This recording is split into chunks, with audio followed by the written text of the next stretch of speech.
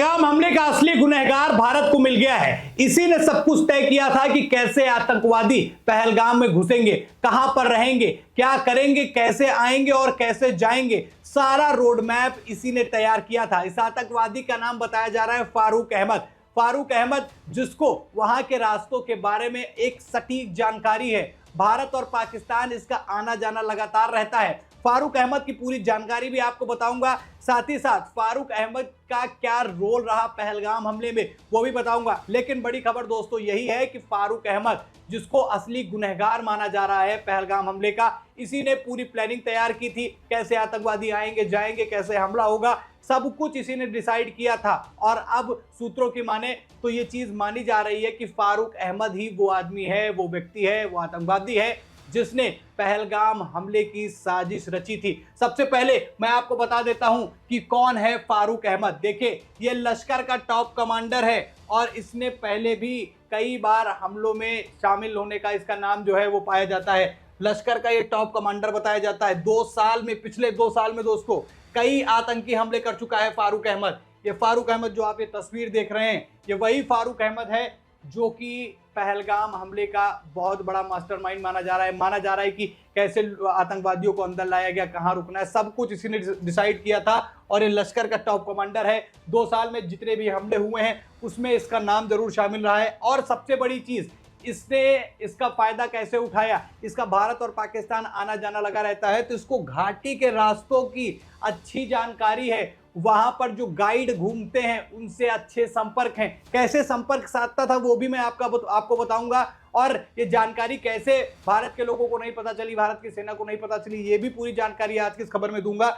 लेकिन ये घाटी के रास्तों का बहुत अच्छा जानकार है, इसीलिए पहलगाम में आतंकवादी आए, लोगों को मारा और उसके बाद आराम से निकल गए। इसके पीछे का कारण था ये फारूक अहमद, जिसे पहाड़ी रास्तों की अच्छी नॉलेज है और वहां के गाइड से इसके अच्छे संपर्क हैं।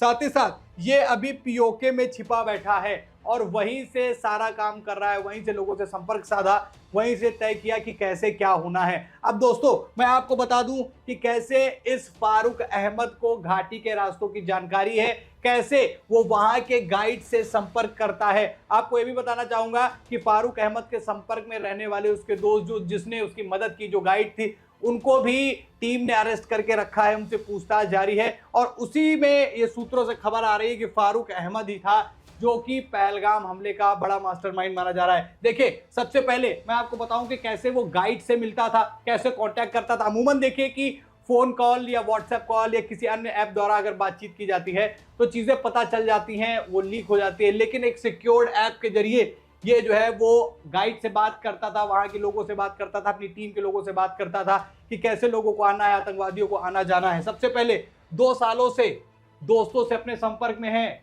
ये बड़ी चीज है। वहां के जो घाटी में जो इसके दोस्त हैं, जिनको रास्तों की अच्छी नॉलेज है, जिससे ये संपर्क साध कर आतंकवादियों को आने जाने का रास्ता बनाता है, 2 सालों से उनसे कांटेक्ट में था। और ये पाकिस्तान में बैठकर अपना काम करता है, वहां से साजिश रचता है कि कैसे आतंकवादियों को जम्मू कश्मीर में लेके आना है और वापस लेके जाना है, कैसे अपने काम को अंजाम देना है। साथ ही साथ इसके साथियों को अभी जो है वो अरेस्ट कर लिया गया है और 1990 से 2016 तक ये लगातार भारत आया गया है। और जो सबसे बड़ी चीज कही जा रही है पहलगाम हमले के बाद में, जो सबसे ज्यादा शक है, वो यही कहा जा रहा है कि पहलगाम हमला आतंकवादियों ने किया तो किया, लेकिन उसमें कई लोकल लोगों का भी सपोर्ट माना जा रहा है। कई लोगों को अरेस्ट किया गया। मैंने पहली भी रिपोर्ट में आपको बताया था, लगभग 2500 लोगों को पहले अरेस्ट किया गया, फिर अब 187 लोग बचे हैं जिनसे जांच चल रही है। तो ऐसे ही लोग हैं जिन्होंने आतंकवादियों को पहलगाम में घुसने की जो है वो जगह बनाई, उनको रहने, उनको आने जाने, पूरा रास्ता उनका उन्होंने डिसाइड किया। और ये फारूक अहमद उस चीज का मास्टरमाइंड था। आप देखिए कि कैसे 26 सालों से लगातार ये भारत आ रहा था और जा रहा था। इसे अच्छी नॉलेज हो गई थी कि कहां पर कौन सा रास्ता है, कहां से एंट्री करनी है, कहां से एग्जिट करना है, कहां छिपना है, सब कुछ फारूक अहमद ने तय करके रखा था। और पहलगाम में जो हुआ, 22 अप्रैल को जो हुआ, वहां उसके पीछे का ये बहुत बड़ा मास्टरमाइंड ये आदमी माना जा रहा है। और अब ये माना जा रहा है कि जल्द ही इस पर एक्शन लिया जाएगा। इसको पकड़ने के लिए टीमें गठित कर दी गई हैं और टीमें पूरी तरीके से जांच में लगी हुई हैं। दिन रात एक किया जा रहा है। पहलगाम हमले के बाद देखिए भारत सरकार भी एक्शन मोड में नजर आ रही है। पाकिस्तान के खिलाफ बड़े बड़े निर्णय लिए जा रहे हैं, तमाम तरीके के समझौतों को दरकिनार किया जा रहा है। क्यों? क्योंकि इस बार आतंकवादियों को सजा देनी है, और ऐसी सजा देनी है कि जो पहलगाम में चीखें उठी थी उससे ज्यादा भयावह सजा इनको मिले और वो चीखें आप बूझे। लेकिन जिस तरीके से खबरें जो सामने आ रही थी कि कौन मास्टरमाइंड है, कहां से लोग आ गए, कैसे कहां से चले गए, तो फारूक अहमद पर ये सबसे बड़ा ये नाम जो है अभी तक निकल कर आया है कि जो लगभग 26 साल तक भारत आया गया, भारत के जम्मू कश्मीर के जो रास्ते हैं, पहाड़ियों के जो रास्ते हैं, घाटियों के जो रास्ते हैं, इसे चप्पा चप्पा पता है। और इसको पता होने का कारण दोस्तों समझिए, इसके साथी संगाती हैं उन्हीं घाटियों के गाइड, जिन्हें घुमाने का काम दिया, उन्हें रास्ता पता है कि इस रास्ते से घुसेंगे तो यहाँ निकलेंगे, यहाँ बैठेंगे तो कोई देखेगा नहीं। तमाम चीजें इसे पता थी।